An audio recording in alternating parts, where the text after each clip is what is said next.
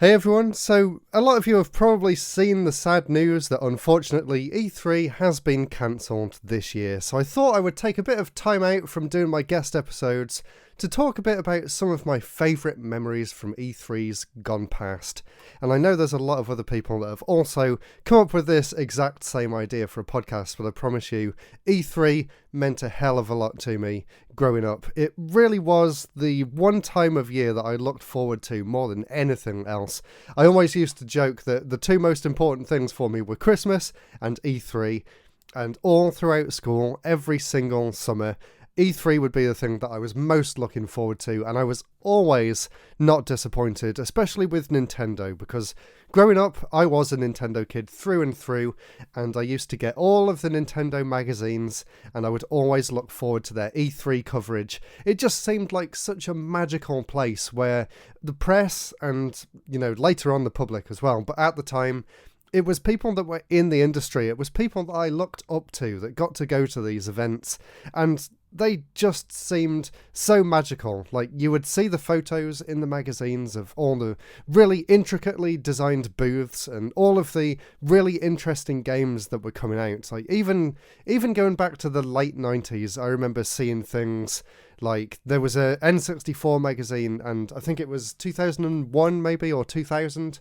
when Conker's Bad Fur Day was first shown off, and they were making such a big deal about the fact that you had to be over 18 to go and play the game. There was a bar there, and you could actually get drinks and stuff and play the game at E3.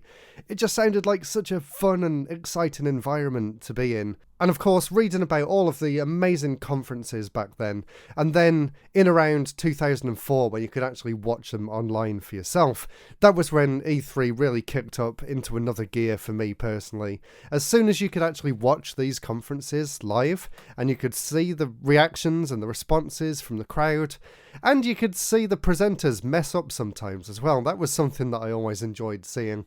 Someone on Twitter very kindly reminded me of Konami's 2010 E3 conference, that complete train wreck of a show. I'd kind of wiped it from my memory, so that was really, really fun to look back on. If you don't remember, it was the one where they showed off 99 Nights, and I think there was some weird dancing game there as well, and the presenters were so awkward. And of course, the other really cringy moment was that YouTuber that was promoting Need for Speed Payback for EA, and he completely forgot his lines, and then he went to shake the guy's hand, and he even forgot the guy's name, and it was so awkward and so embarrassing. But that is something that you just don't get from E3 anymore, thanks to the fact that all of the conferences these days have kind of gone on to be just the developers' own digital versions of the shows, which are just polished to perfection. They're all pre-recorded. There's no sort of live interaction. There's no crowd to bounce off. There's no awkward presenters. In some ways, I actually preferred just watching the shows and watching the presenters, and even hearing about some of the behind the scenes stuff, like the sales figures and things. I know people used to complain about that, but I enjoy gaming just as a whole. I just enjoy learning about the industry, and E3 was a great place for me to find out things like that, like sales figures, comparisons to the other companies and stuff like that. Anyway, some of my favourite moments, let's go back to that for a minute. So obviously, I think this is going to be on the top of a lot of people's E3 lists, and that was the reveal for Twilight Princess on the GameCube at E3 2004. I'm going to play the recording in the room right now on this podcast and just listen to the crowd's reaction. It honestly is such a magical moment in gaming.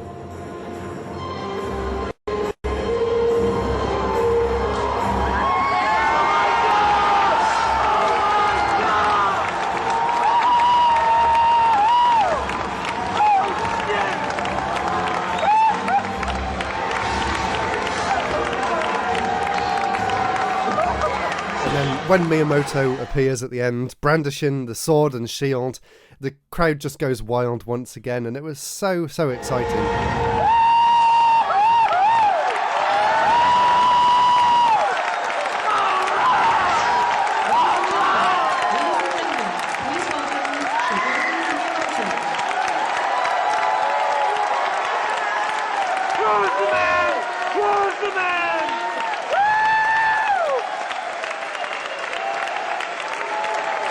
And E3 2004 as well was another very special E3 for me for a different reason, and that is because that was the E3 that not only introduced Reggie Fils-Aimé, or Reggie Fils-Aimé as he went on to be known, one of the most charismatic leaders in gaming, and I always enjoyed seeing him do these events every single year. It was never a letdown when Reggie was on board with Nintendo.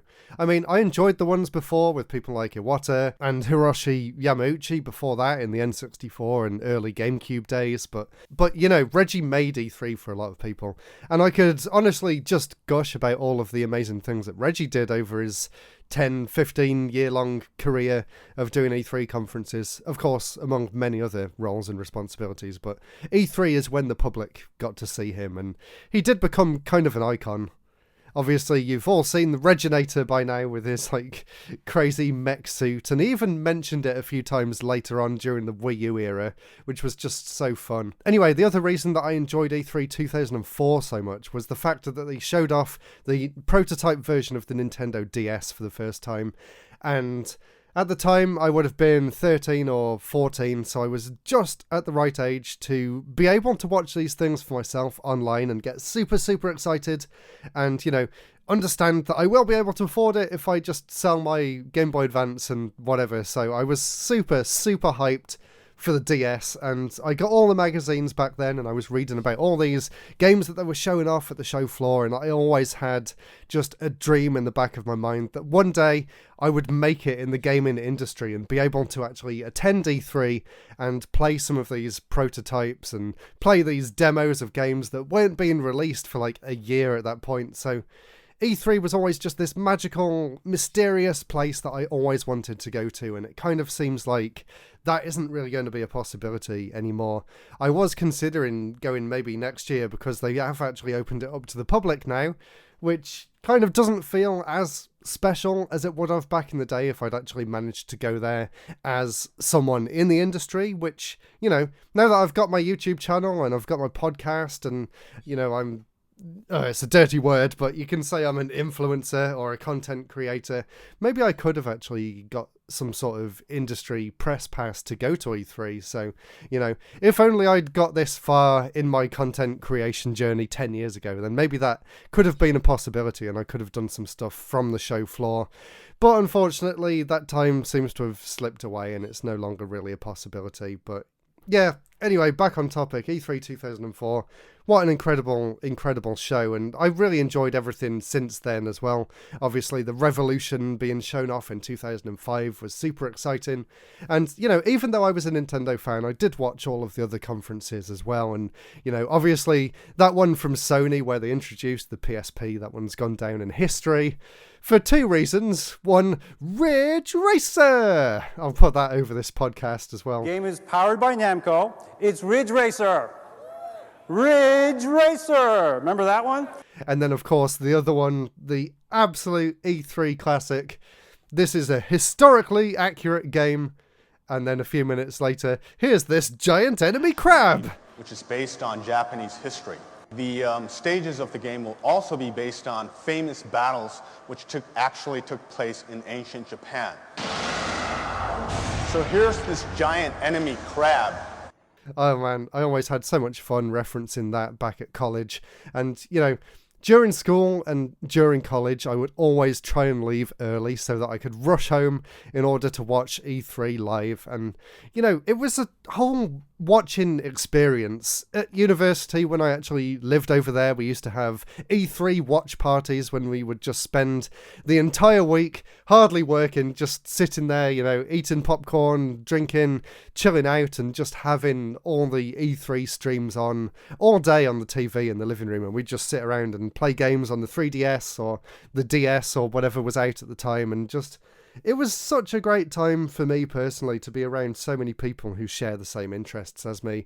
And that's something that I will never get back now that everyone's moved away and we've all got jobs and E3 doesn't really happen like it used to. I mean, there's Summer Game Fest, but let's be honest, it's no replacement. I know that Jeff Keighley is dying to make it the next E3, but you know, anyone can join Summer Game Fest and it's just way too overwhelming. And you don't get that experience of seeing the crowd's reaction to the games. You know, sometimes the reaction was good, but sometimes it was bad, and you were along for the ride as well. You could feel the excitement in the room, and you kind of get that these days with the Nintendo Directs at the Nintendo World Store in New York, but again, it's not really the same.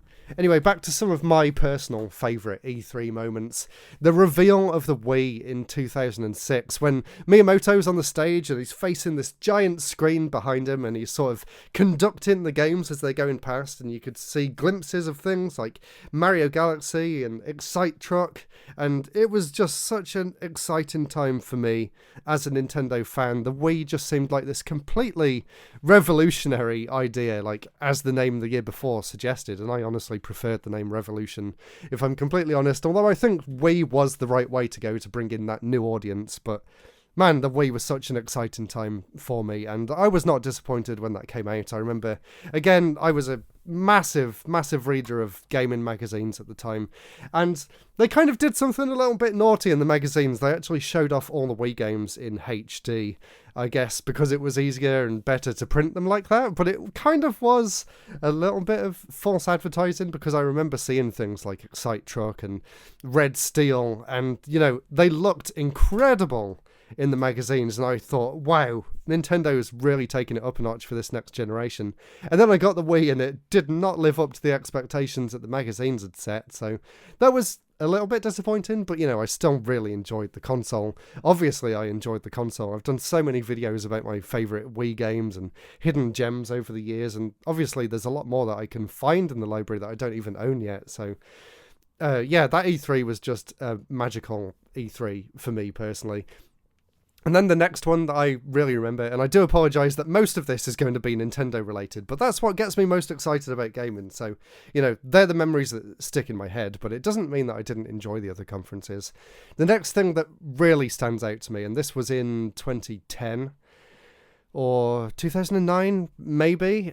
I remember going back home to watch it, so I don't think I was at uni. Anyway, that was E3, let's say 2010, when they announced the Nintendo 3DS, or kind of announced the 3DS. I remember they showed off the first game for it. And before that, I'd actually begged my lecturer at college to let me go home early. His name was Mark, and he was so chilled out and relaxed. And my college was about an hour away on the bus. And if I missed that bus, then I would have to wait like half an hour for the next one, and that would be a slower one. So I begged and begged and begged him to let me leave at like 2 o'clock. And he gave in, and I managed to get the early bus home, and I think I just about made it. I remember running from the bus stop back to my house, and I ran upstairs, locked the door, turned all the lights off, put the computer on the TV, and I was just sat glued to the screen. Honestly, E3 meant so much to me that I just could not miss this. And I remember when they showed Kid Icarus Uprising for the first time, and I just saw the massive leap in quality from the DS games, I honestly started crying. That's how much it meant to me. Yeah, that trailer alone was probably the one trailer, more than anything, more than even Twilight Princess, that sticks out in my mind as the ultimate highlight of E3 for me. It just seemed so different from what the Nintendo I'd been used to for the past few years made. It was an action 3D platformer, and they very, very rarely happen from Nintendo, and I was just completely blown away by that. And obviously when the full game came out a few years later, it did not disappoint. If you've seen my top 15 3DS games, it is my number one game on that system, and honestly I think some of that can be attributed to that E3 conference and that presentation. It was just unbelievably exciting for me. And then, of course, there was a little bit of a lull in Nintendo's side when they decided for some reason to introduce Cammy Dunaway instead of Reggie to do the following year's conferences, which was a very interesting decision. I guess they were kind of trying to go for their family-friendly audience, and Reggie was a bit too hardcore for the casual families that had been introduced to the Wii and the DS era, so that was a bit of a shock, but I didn't really mind her. I mean, it was very, very cringy. That's the kind of conferences that introduced things like the Wii Music drums guy who, you know, everyone loves and loves to hate in equal measures, but he was hilarious. Just have a listen to this incredible performance.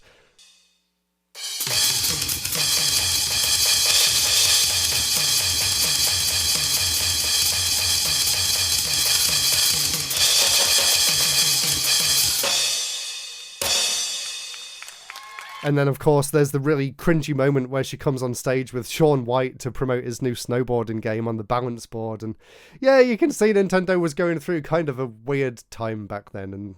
And of course, a few years later, they brought Reggie back and equilibrium was restored to the gaming world. But yeah, hilarious, really, looking back on it. And, you know, I do actually just enjoy going back and watching some of these older conferences, even some of the, I guess you could say, more dull ones, like the announcement of the Wii U, where for some reason their main demo was just a bird flying around on a lake, which supposedly was showing off the power of the system. Although even at the time, you know, I'd been a big fan of the PS3 at that point, and I thought, this really doesn't look anything different to what I've already been able to play on there, you know. But, you know, it was still exciting for me. And they did a bad job of explaining what the Wii U was, but there were still some exciting things to look forward to. Obviously, Nintendo Land was a huge deal for Nintendo fans at the time, and I really enjoyed that when it came out. And then, you know, after that, Nintendo stopped doing their conferences, which was a big shame in my opinion. I really enjoyed watching their live stuff. And although I enjoy the directs, and it means they can put on more throughout the year, and, you know, people get really hyped up for them, and they've been of varying quality over the years. But for me, you know, even some of the weaker conferences were still more exciting for me personally than watching the directs. Like I said at the start of this podcast, there's just something about, you know, knowing that people are sat there in the room watching it, and you get the presenters in between the trailers. It's just more exciting for me personally in a weird way. I think that's what made E3, and obviously it was expensive for the publishers and the developers to make specific demos for E3 and to, you know, practice their lines and practice the conferences. It's a lot easier for them to make a video, and a lot of people that I've seen online were kind of against the whole idea of E3, which I think is really sad. People just seem to want digital things that they can just get at home, but it's not the same. I don't know whether you agree or disagree with me on this, but I don't really think that just having digital events should replace physical conferences like E3. And I know that Summer Game Fest kind of had an in-person thing last year, but again, that's mostly a digital event, and the way it's spread out over the days and months of June and July is a bit overwhelming, and I think a lot of things can get missed that way as well. And without magazines around to kind of curate all that information, you have to rely on gaming websites, which are just full of adverts and pop-ups and annoying, you know, keyword-filled articles to try and get themselves promoted on Google. And maybe I'm being a little bit cynical, but I really don't like the way the industry is going, if I'm completely honest. But anyway, that was just some of my favourite moments from E3, so I'm going to end the podcast there. I didn't have that much time to record this one, but I really wanted to get these E3 thoughts off my mind, and I hope it does come back at some point in the future. ReedPop haven't written it off forever, although I've seen a lot of people just saying, you know, being all doomsday about it, like, yep, E3's cancelled, it's never coming back, the industry doesn't need it, but, you know, we'll see. Maybe next year this podcast might have aged badly, which would be a good thing. So anyway, thank you so much for watching. If you're watching on YouTube, go ahead in the comments and let me know some of your favourite moments from E3. If you're watching over on Patreon, I hope you enjoyed seeing some moments from E3 for yourself over the video that's playing now. And if you'd like to see the video versions, go ahead and join me on Patreon. And just thank you so much for all your support this year as well. It's been a great year so far, and I've got so many exciting things for the podcast and the YouTube channel and the Twitch channel and my website. I just need to find time to actually do them all. And that's it from me, and I'll speak to you all very soon. Goodbye.